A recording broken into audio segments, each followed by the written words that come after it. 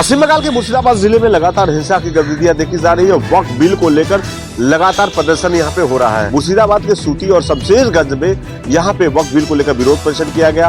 वक्फ bill को विरोध प्रदर्शन करने वाले लोगों ने पुलिस के गाड़ियों में तोड़फोड़ की, बसों में आगजनी की और यहाँ पे जो ट्रैफिक व्यवस्था, जो कंट्रोल रूम था, उसे भी आग के हवाले कर दिया गया। पूरे इलाके में इंटरनेट सेवा बंद है और जगह जगह पे पुलिस के अतिरिक्त बलों की तैनाती किया गया है और वहीं पे शमशेरगंज में बीएसएफ के बटालियन को भी तैनात किया गया है। जिस तरह से लगातार हिंसा की गतिविधियां बढ़ रही थी, वक्फ बिल को लेकर लगातार पश्चिम बंगाल में जगह जगह विरोध प्रदर्शन हो रहे हैं। वहीं डायमंड हार्बर दक्षिण 24 परगना में वक्फ बिल को लेकर पुलिस प्रशासन की गाड़ियों पे भी तोड़फोड़ किया गया, जिसको लेकर मुख्यमंत्री ममता बनर्जी 15 अप्रैल को यहाँ पे मौलाना और इमामों को लेकर बैठक करने वाली है, क्योंकि वक्फ बिल पे लगातार पश्चिम बंगाल में विरोध प्रदर्शन हो रहा है। और ममता सरकार हमेशा से कहा है कि मुख्यमंत्री ममता बनर्जी वक्फ बिल के विरोध में है और पश्चिम बंगाल में वक्फ बिल लागू नहीं होने देंगे। उन सबके बावजूद भी मुर्शिदाबाद में हिंसा की गतिविधियां देखी जा रही है। कैमरामैन पंकज के साथ मनोज पांडे, न्यूज़ 24।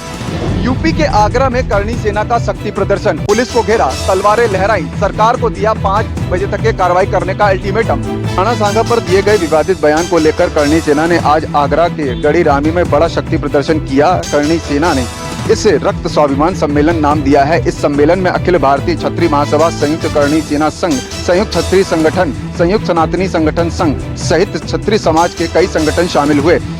इस सम्मेलन में बड़ी संख्या में जुटे क्षत्रिय समाज के लोगों ने जमकर नारेबाजी की। वहीं करणी सेना ने 5 बजे तक के सरकार को अल्टीमेटम दिया है। अगर 5 बजे तक कार्रवाई नहीं होती है तो उसके बाद का समय हम लोगों का शुरू हो जाएगा। 80,000 कार्यकर्ता, आवश्यकता पड़ी तो जिसने विवादित बयान दिया है उसके घर की तरफ कूच करेंगे।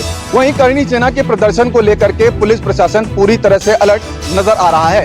कैमरा पर्सन मिट्टू सिंह के साथ मनोज पांडे, लखनऊ, न्यूज़ 24। आगामी 24 अप्रैल को प्रधानमंत्री नरेंद्र मोदी बिहार के मधुबनी आ रहे हैं और प्रधानमंत्री के इस कार्यक्रम को लेकर आज बीजेपी दफ्तर में एनडीए की एक बड़ी महत्वपूर्ण बैठक हुई है। इस बैठक में एनडीए के तमाम सहयोगी दलों के अध्यक्ष, उनके सांसद यहाँ मौजूद थे और खासकर जो मिथिलांचल के जो 10 जिले हैं वहाँ के सांसद, विधायक और एमएलसी शामिल हुए थे। और इस बैठक की जानकारी देते हुए संजय झा ने साफ तौर पर कहा कि यह बैठक बड़ी ही ऐतिहासिक और महत्वपूर्ण होगी, क्योंकि यहाँ पर प्रधानमंत्री नरेंद्र मोदी मिथिलांचल वासियों को कई बड़ी सौगातें देंगे। इस बैठक में प्रधानमंत्री नरेंद्र मोदी तमाम पंचायत प्रतिनिधियों के साथ संवाद करेंगे और इसके साथ ही महिलाओं के लिए भी बड़ी घोषणा होनी है और इसी को लेकर इस बैठक का आयोजन किया गया था। और बैठक में यह तय किया गया है कि कोऑर्डिनेशन कमेटी इस पूरे बैठक को देखेगी। इस बैठक में केंद्रीय कृषि मंत्री शिवराज सिंह चौहान को भी आना था, लेकिन हालांकि विमान लेट होने के चलते उस बैठक में शामिल नहीं हुए, लेकिन उनकी केंद्रीय अधिकारियों के साथ बैठक है और इस बैठक के बाद वो मधुबनी के तमाम अधिकारियों के साथ भी बैठक कर रहे हैं और बैठक के बाद उस जो तैयारी है उस तैयारी का जायजा लेंगे। कैमरामैन आपके साथ अमिताभ ओझा, पटना न्यूज़ 24। एआईएडीएमके के अब एनडीए में विधिवत रूप से शामिल हो जाने के बाद अब राज्यसभा में एनडीए के पक्ष में बहुमत हो गया है। अब उसे 129 सांसदों का समर्थन हासिल हो गया है, जिसमें मनोनीत और निर्दलीय सांसदों का सहयोग भी शामिल है। यह 2014 के बाद पहला मौका है जब एनडीए को उच्च सदन में पूर्ण बहुमत प्राप्त हुआ है। राज्यसभा की कुल सदस्य संख्या 245 है, जिसमें से मौजूदा समय में कुछ सीटें खाली है। पूर्ण बहुमत का आंकड़ा आमतौर पर 123 के आसपास माना जाता है।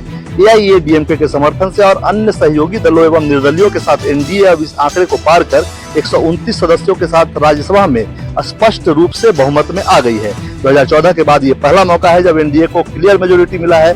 एआईएडीएमके के पास राज्यसभा में 4 सांसद है, जिनके समर्थन से यह बहुमत सुनिश्चित हुआ है। अब तक राज्यसभा में बहुमत के अभाव में केंद्र सरकार को कई बार विधेयकों को पारित कराने में कठिनाइयों का सामना करना पड़ता था। विपक्षी दल कई अहम विधेयकों को रोकवाने में, स्टैंडिंग कमेटी में भिजवाने में या उसे डिले करवाने में कामयाब हो जाते थे, क्योंकि एनडीए के पास कई बार स्पष्ट बहुमत की कमी होती है अलग अलग मुद्दों पे। गौरव, न्यूज़ 10, दिल्ली।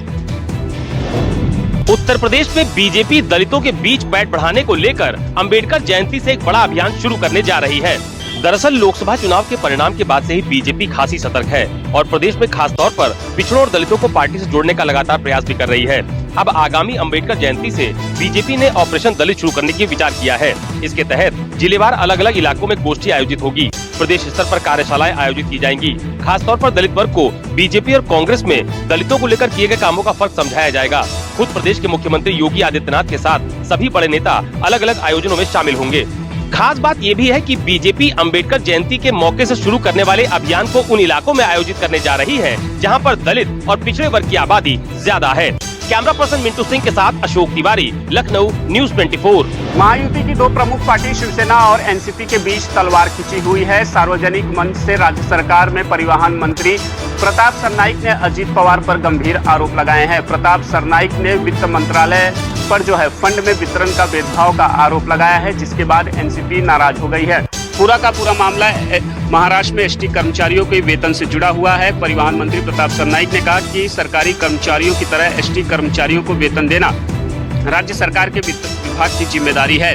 हम अजीत पवार से भीख नहीं मांग रहे हैं। सरनाईक ने वित्त विभाग पर फंड वितरण में भेदभाव का भी आरोप लगाया है और कहा है कि हमने 928 करोड़ रुपए विभाग से मांगे थे, लेकिन सिर्फ 272 करोड़ रुपए ही दिया गया है। गौरतलब है कि राज्य में पिछले कुछ दिनों से यानी एसटी कर्मचारियों के वेतन का मामला जो है तुल पकड़ा है। राज्य सरकार ने एसटी कर्मचारियों को इस बार सिर्फ और सिर्फ 56% वेतन दिया है। शेष बचे हुए 44% वेतन को जो है एकनाथ शिंदे के हस्तक्षेप के बाद वित्त विभाग ने मंगलवार तक का जो है समय दिया है। प्रताप सरनाईक ने कहा है कि राज्य में एसटी के जो कर्मचारी हैं वो पहले से ही कम सैलरी पर काम करते हैं। ऐसे में परिवार चलाने के लिए उनका सही समय पर वेतन दिया जाना जरूरी है। कैमरामैन विनोद सिंह के साथ राहुल पांडे, न्यूज 24, मुंबई। जनता की मांगों को भीख मांगने की आदत बताने के विवादित बयान देने वाले मध्य प्रदेश सरकार के पंचायत एवं ग्रामीण विकास मंत्री प्रहलाद पटेल का एक बयान और फिर सुर्खियों में है। इस बयान से विवाद इसलिए है कि उन्होंने अफसर को खरी खोटी सुनाते हुए नौटंकीबाज कहा और आपत्तिजनक शब्द का इस्तेमाल किया, जिसके बाद जो अफसर है सीईओ उसे सस्पेंड भी कर दिया है। शिवपुरी में पहुंचे थे प्रहलाद पटेल एक कार्यक्रम के दौरान जल गंगा संवर्धन कार्यक्रम में शामिल होने।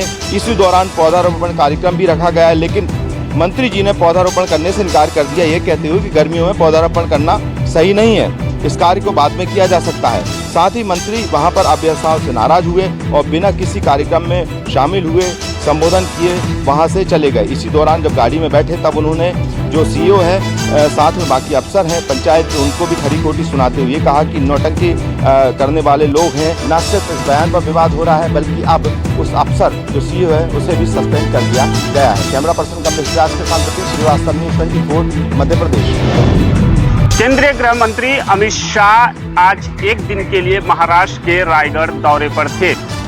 तिथि के अनुसार आज छत्रपति शिवाजी महाराज की 345वीं पुण्यतिथि है। इस अवसर पर उन्होंने छत्रपति शिवाजी महाराज का अभिवादन किया। शाह के रायगढ़ दौरे से पहले महायुति में खटपट की खबर है। शिंदे गुट ने कहा है कि अगर पालक मंत्री पद यानी कि संरक्षण मंत्री पद भरत गोगावले को नहीं बनाया गया तो बड़ा विद्रोह होगा। इस बीच अमित शाह रायगढ़ में एनसीपी सांसद सुनील तटकरे के घर खाने के निमंत्रण में जाएंगे। ऐसे में सबसे बड़ा सवाल ये है कि क्या महीनों से रायगढ़ जिले के गार्जियन मंत्री पद को लेकर फंसा पेच सुलझ पाएगा या नहीं, क्योंकि रायगढ़ पालक मंत्री पद को लेकर अजीत और शिंदे गुट में तलवार खिंची हुई है। शिंदे गुट से भरत गोगावले और अजीत गुट से सुनील तटकरे की बेटी अदिति तटकरे दावा कर रही हैं। गौरतलब है कि सरकार बनने के बाद मुख्यमंत्री देवेंद्र फडणवीस ने सभी जिलों के लिए पालक मंत्री की घोषणा की थी। कैमरामैन विनोद सिंह के साथ राहुल पांडे, न्यूज 24, मुंबई। हनुमान जयंती का त्योहार आज पूरे देश भर में बड़ी धूमधाम से मनाया जा रहा है। दिल्ली के अलग अलग इलाकों में मंदिरों में जो भीड़ है वो काफ़ी लगी हुई है। इस समय मैं मौजूद हूँ दिल्ली के हनुमान मंदिर कनॉट प्लेस में, जहाँ पर जो भीड़ है वो काफ़ी तादाद में यहाँ पर पहुँच रही है और करीब कई किलोमीटर लंबी लाइनों में लग करके श्रद्धालु जो है वो हनुमान जी के दर्शन करने यहाँ पर पहुँच रहे हैं। हालांकि काफ़ी भीड़ होने के साथ साथ जो पुलिस की जो चाक चौबंद व्यवस्था है वो भी काफ़ी की गई है। पुलिस कई लेयर की पुलिस जो है वो यहाँ पर लगाई गई है। पैरामिलिट्री फोर्स को भी यहाँ पर डिप्लॉयड किया गया है। साथ ही श्रद्धालुओं को कोई कमी ना हो, किसी तरीके की कोई जो खमियाजा है वो ना उठाना पड़े, उसके लिए तमाम सिक्योरिटी एजेंसी जो है यहाँ पर पैनी नज़र बनाए हुए हैं। वही श्रद्धालु भी आज पूरे दिन भर हनुमान मंदिर में अपने इस भगवान के दर्शन करने पहुँच रहे हैं। कैमरा पर्सन हरविंदर सिंह ढिल्लन के साथ में न्यूज 24 दिल्ली। आवारा पशुओं का मुद्दा दिल्ली में अब गंभीर रूप ले रहा है और उसको लेकर अब दिल्ली की मुख्यमंत्री रेखा गुप्ता खुद काफी गंभीर नजर आ रही हैं। इससे पहले भी दिल्ली की मुख्यमंत्री रेखा गुप्ता ने अपना काफिला रोककर गायों के झुंड को साइड किया था और उस पर अधिकारियों को सख्त निर्देश दिए थे कि गायों को इधर उधर सड़कों पर न घूमने दिया जाए, क्योंकि इससे दुर्घटनाएं जो हैं वो भी बढ़ सकती हैं। और आज एक बार फिर से वही तस्वीर देखी गई। मुख्यमंत्री ने मौके पर मौजूद प्रशासनिक अधिकारियों को स्पष्ट निर्देश दिए कि सड़कों पर आवारा पशुओं की मौजूदगी के चलते हो रहे ट्रैफिक जाम और सड़क दुर्घटनाओं को हल्के में न लिया जाए। उन्होंने कहा कि ये न केवल यातायात व्यवस्था के लिए चुनौती है, बल्कि आम जनता की सुरक्षा के लिए भी एक गंभीर खतरा बनता जा रहा है। आज भी रेखा गुप्ता ने राजधानी की सड़कों पर घूमते आवारा पशुओं की समस्या को लेकर सख्त रुख अपनाया है। शनिवार को जब उनका काफिला शहर के एक व्यस्त इलाके से गुजर रहा था, तभी उन्होंने देखा कि एक कार चालक सड़क पर गायों को चारा खिला रहा है। ये दृश्य देखकर मुख्यमंत्री ने तुरंत अपना काफिला रुकवाया और स्वयं कार चालक के पास पहुंची। उन्होंने उससे अपील की कि सड़क पर चारा देने के बजाय नजदीकी गौशाला में जाकर पशुओं को चारा खिलाया जाए। इससे पहले भी देखा गया था कि दिल्ली की सीएम जब रेखा गुप्ता अपने विजिट पर जा रही थी, तो ऐसे में उन्होंने अपने न सिर्फ काफिले को रुकवाया बल्कि गायों के झुंड को भी एक तरफ किया और प्रशासनिक अधिकारियों को निर्देश दिए कि यहाँ वहाँ जो आवारा पशु हैं वो न दिखने चाहिए। लेकिन कैमरामैन कालिकांत झा के साथ दिव्या अग्रवाल, दिल्ली न्यूज़। जहाँ एक तरफ कश्मीर घाटी में पिछले कई वर्षों से लगातार अमन और शांति के माहौल के बीच कश्मीरी पंडितों की वापसी को लेकर केंद्र सरकार और खासतौर पर बीजेपी काफी मुखर नजर आ रहे हैं और वो कश्मीरी पंडितों को जल्द से जल्द घाटी लाने की बात करते हैं। तो भी दूसरी तरफ जम्मू कश्मीर नेशनल कॉन्फ्रेंस के अध्यक्ष फारूक अब्दुल्ला ने इसको लेकर एक विवादित बयान देते हुए कहा कि जब तक कश्मीर घाटी से आतंकवाद पूरी तरह से खत्म नहीं होता, तब तक कश्मीरी पंडित घाटी वापस नहीं आ सकते। फारूक अब्दुल्ला के इस बयान को लेकर जहां बीजेपी और दूसरे अपोजिशन के दलों में गुस्सा नजर आ रहा है, तो वही फारूक अब्दुल्ला लगातार इस बात को कहते दिखाई दे रहे हैं कि घाटी के अंदर अभी भी आतंकवादी घटनाएं हो रही है। अभी घाटी के अंदर ऐसा माहौल नहीं बन पाया है जहां पर कश्मीरी पंडितों की सुरक्षित वापसी संभव हो। कैमरामैन रशीद के साथ आशुतोष श्रीनगर, न्यूज़ 24। राजस्थान में पानी और बिजली के उपभोक्ताओं को एक बड़ा झटका लगने वाला है। सरकार की ओर से बिजली विनियामक आयोग को एक पत्र लिखा गया है जिसमें कहा गया है कि वह बिजली की दरों में वृद्धि करना चाहती है और इस वृद्धि का सबसे ज्यादा असर कहा जा रहा है कि 50 यूनिट से कम बिजली खपत करने वाले उपभोक्ताओं को पड़ेगा। हालांकि सरकार की ओर से यह भी कहा गया था कि जिसके 100 यूनिट से ज्यादा बिजली है वह उनके दामों को कम बढ़ा रही है, लेकिन अभी 50 यूनिट से कम बिजली खपत वाले उपभोक्ताओं से कोई बिजली का बिल वसूला नहीं जा रहा है। ऐसे में यदि सरकार के इस प्रस्ताव को मान लिया जाता है तो निश्चित तौर पर इतनी कम यूनिट बिजली जलाने वाले लोगों को बिजली का बिल भरना पड़ेगा। उसी तरह पानी के बिल में भी 4 से 5 गुना तक सरकार ने वृद्धि करने का अपनी ओर से ऐलान कर दिया है, जिसके चलते आम उपभोक्ताओं को खासी परेशानी का आने वाले दिनों में सामना करना पड़ सकता है। फिलहाल तो यही देखना होगा कि भजनलाल सरकार के इस कदम के बाद किस तरह की राजनीति तेज होती है और आम जनता की तरफ से इस पर क्या प्रतिक्रिया सामने आती है। कैमरामैन विक्रम सिंह भाटी के साथ श्रीवत्सन, जयपुर, न्यूज़ 24। दुनिया के सबसे ऊंचे रेलवे पुल पर मौजूद है न्यूज़ 24। ये पुल एफिल टावर से भी 35 मीटर ऊंचा है। भारतीय इंजीनियर्स की बेमिसाल कारीगरी का जीता जागता सबूत है ये पुल। आप देखिए कि इस समय हम उसी रेलवे पुल पर मौजूद हैं, जिस रेलवे पुल से जल्द ही ट्रेन चलना शुरू हो जाएगी और कन्याकुमारी से लेकर कश्मीर तक रेल मार्ग के जरिए संपर्क जो है सालों साल बना रहेगा। आपको बता दें कि देशवासी लंबे समय से इंतजार कर रहे थे उस क्षण का जब वो रेल मार्ग के जरिए कश्मीर घाटी तक जाए। अब उनका वो सपना जल्द साकार होने वाला है, क्योंकि जल्द प्रधानमंत्री नरेंद्र मोदी जो है इस ट्रैक को हरी झंडी दिखा देंगे और कटरा से कश्मीर घाटी तक ट्रेन चलना शुरू हो जाएगी। यानी कन्याकुमारी से लेकर कश्मीर घाटी तक अब आप आने वाले चंद दिनों में ट्रेन के जरिए सफर कर पाएंगे। कैमरा रोहित के साथ पंकज शर्मा, न्यूज़ 24, चिनाब ब्रिज। सुखबीर सिंह बादल एक बार फिर से श्रोमणी अकाली दल के 22वें प्रधान चुन लिए गए हैं। आज सुबह से ही जिस तरह की चर्चाएं चल रही थी कि अमृतसर में श्री दरबार साहिब के तेजा सिंह समुद्री हाल में जो प्रदेश भर के जो डेलीगेट बुलाए गए थे 500 के करीब, उन्हीं ने ही श्रोमणी अकाली दल का अध्यक्ष चुना था और सुखबीर सिंह बादल का नाम का जो प्रस्ताव था वो श्रोमणी अकाली दल के कार्यकारी अध्यक्ष बलविंदर सिंह भूंदड़ द्वारा किया गया और उसका अनुमोदन परमजीत सिंह सरना द्वारा किया गया और इसके बाद सुखबीर सिंह बादल श्रोमणी अकाली दल के 22वें अध्यक्ष चुन लिए गए हैं। बेशक सुखबीर सिंह बादल और प्रकाश सिंह बादल भी 1995 में श्रोमणी अकाली दल के अध्यक्ष बने थे और इसके बाद 2008 में ही सुखबीर सिंह बादल को श्रोमणी अकाली दल का अध्यक्ष बना दिया गया था और 2024 में सुखबीर सिंह बादल ने अपने पद से त्याग पत्र दे दिया था और इसके बाद श्रोमणी अकाली दल का कार्यकारी अध्यक्ष बलविंदर सिंह भूंदड़ को बना दिया गया था। और इसी के चलते ही जिस तरह से श्रोमणी अकाली दल के अध्यक्ष के चुनाव की प्रक्रिया शुरू हुई तो उसके बाद श्रोमणी अकाली दल का जो डेलीगेट इजलास था उसमें कई प्रस्ताव भी पास किए गए हैं। कैमरामैन गंभीर सिंह राणा के साथ विशाल अंग्रेज न्यूज़ 24 चंडीगढ़। जम्मू कश्मीर के किश्तवाड़ जिले के शातू इलाके में सुरक्षा बलों के हाथ बेहद ही बड़ी कामयाबी लगी है।